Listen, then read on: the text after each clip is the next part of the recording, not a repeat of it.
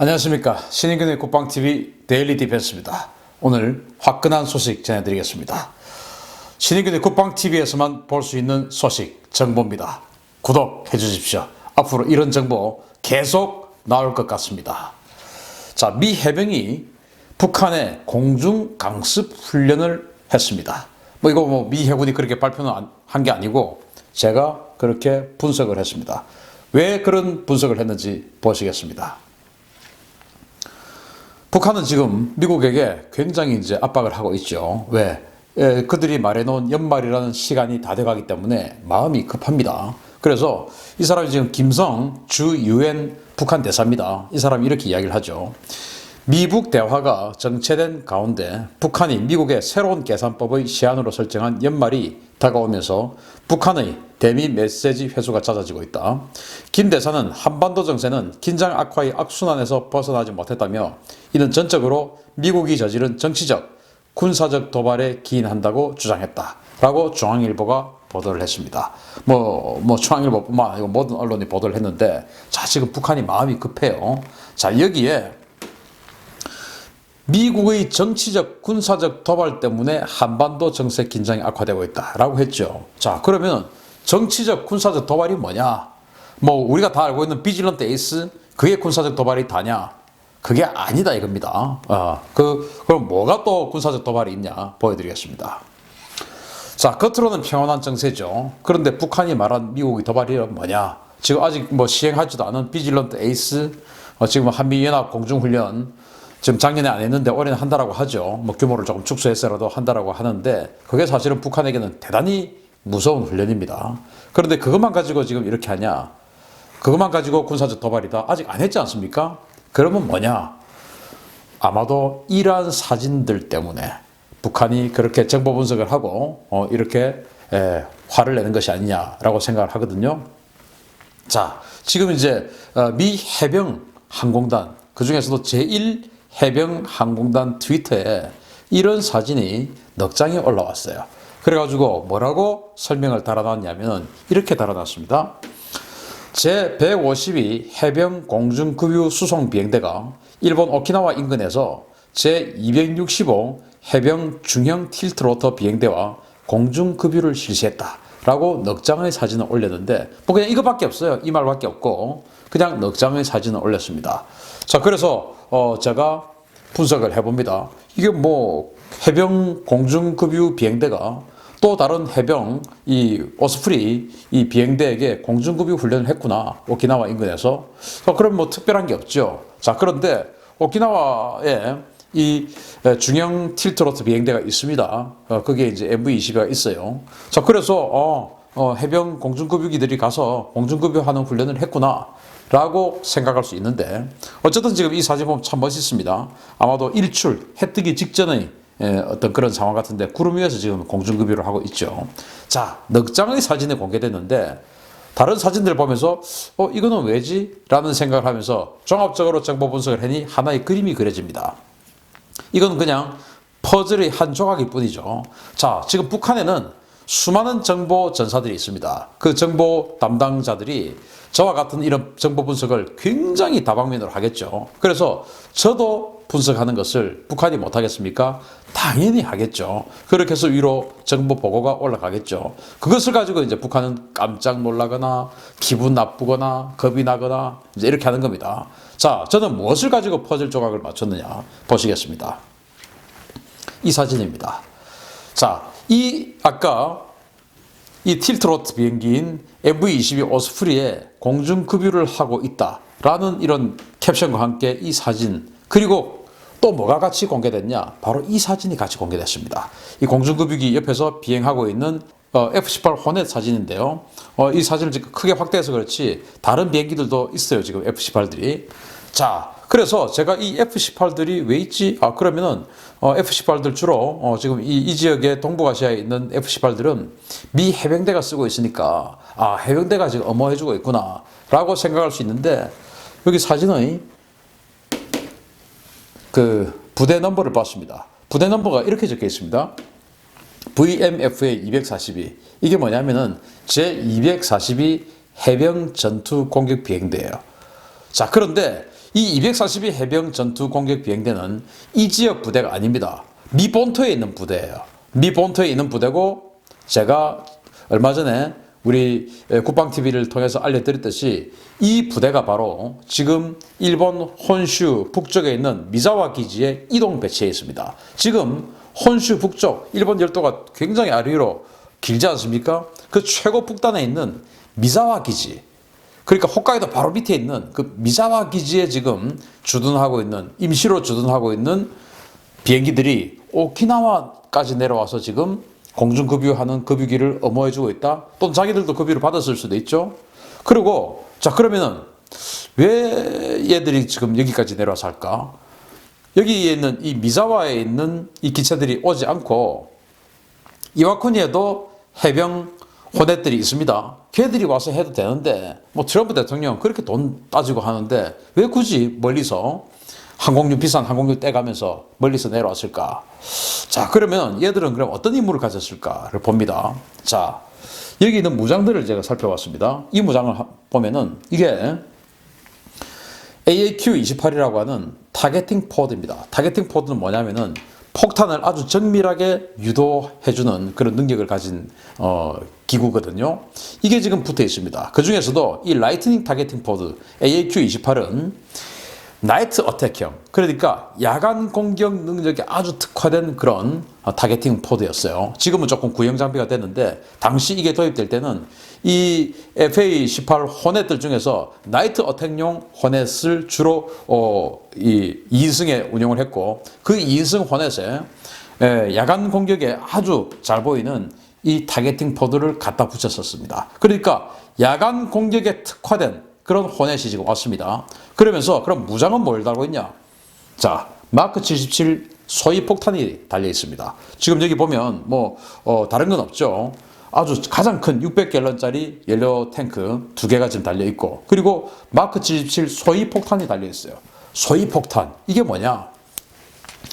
이 폭탄이 뭔지를 알면은 이번 출격의 임무를 알 수가 있죠. 여기다가 뭐 공대공 미사일을 주렁주렁 달았으면 이 공중급유기를 엄호해주기 위한 그런 임무일 텐데, 지금 폭탄이 달린 미사일이 아니고, 공대공 미사일이 아니고 폭탄이 달려있는 것으로 봐서 이 공중급유기를 엄호해주는 임무가 아니에요. 이것은 따로 폭격 임무를 가지고 있는 겁니다. 그럼 어떤 임무냐? 바로 이 마크 77 소위 폭탄이 바로 이런 겁니다. 여러분들 베트남 전쟁 영화 보면은 네이팜탄 많이 보셨죠? 바로 그런 겁니다.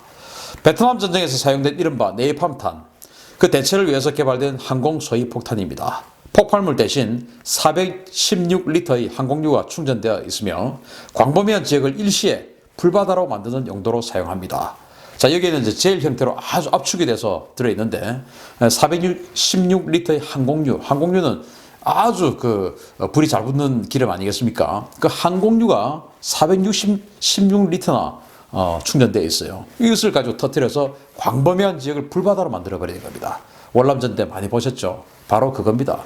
그럼 이런 것들은 미 해병이 어떨 때 사용하냐? 이럴 때 사용합니다. 상륙 부대들이 상륙을 할 때, 적진이 해안선에 방어부대들이 완강하게 저항을 할 때 가서 그냥 떨어뜨려서 불바다를 만들어버리고 해안선에 있는 적 방어부대들을 그냥 일시에 소멸시켜버립니다. 두 번째는 우리 공중 강습부대들이 적 후방 지역에 강습, 그러니까 헬리콥터나 낙하산이나 이런 걸 타고 이제 강습을 해야 되는데, 거기에 방어부대들이 있지 않습니까? 그 방어부대들이 낙하산 타고 내려오는 거, 또는 헬리콥터 타고 내려오는 것, 레펠 하는 것, 이런 걸 뭐 총 쏴버리면 우리가 다 죽으니까 피해가 크죠. 그래서 미리 가서 그 지역을 그냥 제압해버리는 겁니다. 떨어뜨려가지고 우리가 헬기가 공중 강습할 지역을 그냥 불바다로 만들어버리는 거예요. 아니면은 세 번째는, 여러분들이 이제 미국 영화 보시면 마지막에 주인공이 막 누구를 구출해서 막 탈출하면서 뒤에서 막 불이 팍 붙는 장면, 그게 다 이런 겁니다. 그래서 탈출을 할 때 대규모 적의 부대가, 증원 부대가 와서 우리를 공격하러 올 때 그들을 일시에 제압해서 우리 탈출을 용이하게 돕는 것, 이럴 때 이제 사용하는 거거든요. 그렇다는 것은 결국 이 마크 77 소위 폭탄을 달고 호넷들이 출격을 했다라고 하는 것은 이번 임무가 뭔가 공중강습 훈련을 하는 것이고, 그 공중강습 훈련을 하기 전에 그 지역 일대를 완전히 그냥 초토화시켜버리고 우리 공중강습부대들, 즉 해병대원들이 안전하게 적지에 내릴 수 있게끔, 랜딩할 수 있게끔 만들어주든지, 아니면 탈출할 때 아예 적들을 제압해가지고 안전하게 탈출할 수 있게끔 만들어주든지, 그런 훈련을 하는 거예요. 그게 이제 무장을 보면 알 수 있습니다. 자, 그런데 지금 그 미 해병 1해병 항공단의 트윗에는 이 F-18은 같이 뭐 했다라는 소리는 없어요. 아까 제가 말씀드렸듯이 그냥 오스프리에다가 공중급유 훈련했다라는 말인데, 그런데 F-18이 보인 겁니다. 자, 그래서 그 F-18은 지금 여기 있습니다. 이 혼슈 최고 북단에 있죠. 그리고 그 트윗에는 오키나와 인근에서 공중급유 훈련을 했다라고 돼 있어요. 자, 그럼 여기에서 여기까지 내려왔다는 겁니다. 엄청나게 길게 내려왔죠. 그리고 그 공중급유 비행대는 바로 여기 야마구치현에 이와쿠니 해병 항공기지에 여기 지금 있습니다.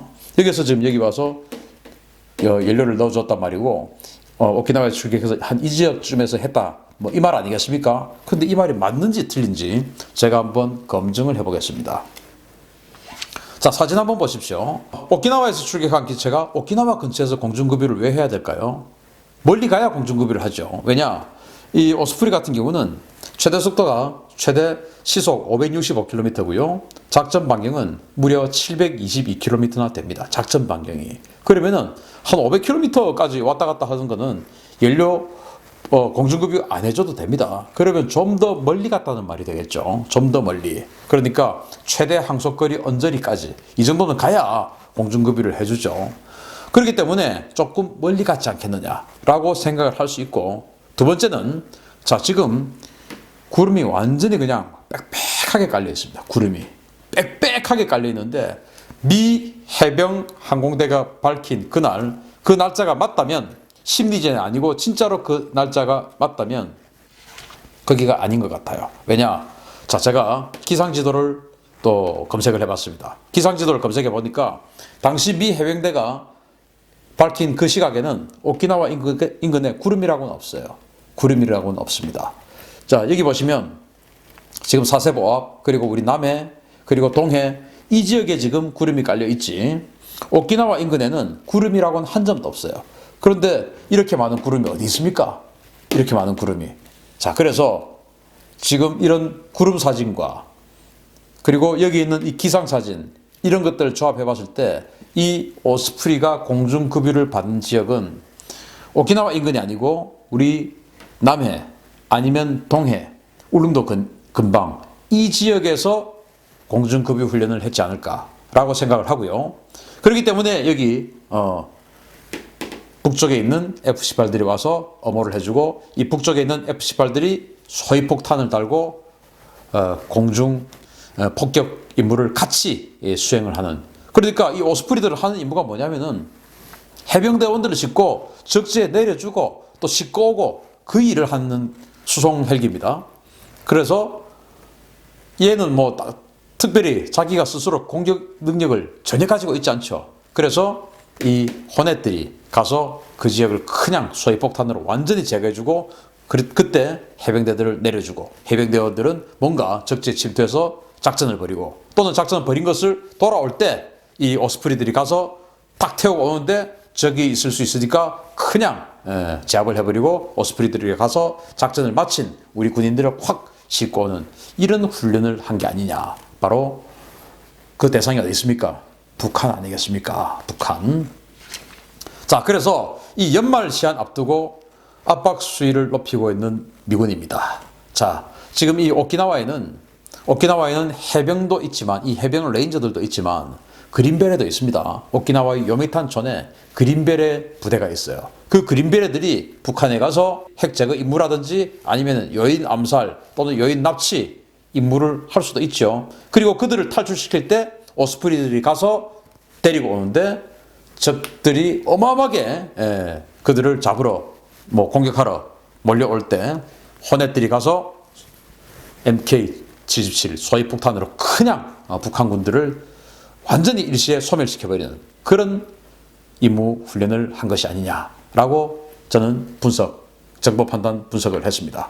아마 이런 것들 저뿐만 아니고 북한 정보 부대에서도 이 정도 분석을 해서 보고를 할 겁니다. 그것을 보고 타당성 있다라고 채택은 그 위에 상급자가 하는 것이겠지만 어쨌든 그런 정보 분석을 해서 올리는 요원들이 굉장히 많을 겁니다.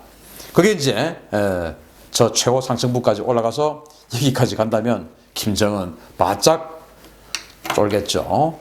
그래서 Can you see? 너 보여 지금 우리 해병 레인저 아니면 우리 그린베레 이거 지금 오키나와에 있는 거 지금 싣고 가가지고 미사와 기지에 있는 제일 북쪽에 있는 거 그거 미 본토에서 또 데리고 간 거야. 여기 원래 일본에 있던 애들 아니야. 본토에서 보낸 혼애들 가지고 너 완전히 불로 지져버리는 우리 훈련했어. 까불지 마. 빨리 손들고 나와. 라는 사인을 김정은에게 보낸 게 아니냐. 자, 김정은 그의 최후가 다가오고 있는 것일까요? 그랬으면 좋겠습니다. 트럼프 대통령 자꾸 구분만 떼지 말고 결심하기 바랍니다. 마치겠습니다. 감사합니다.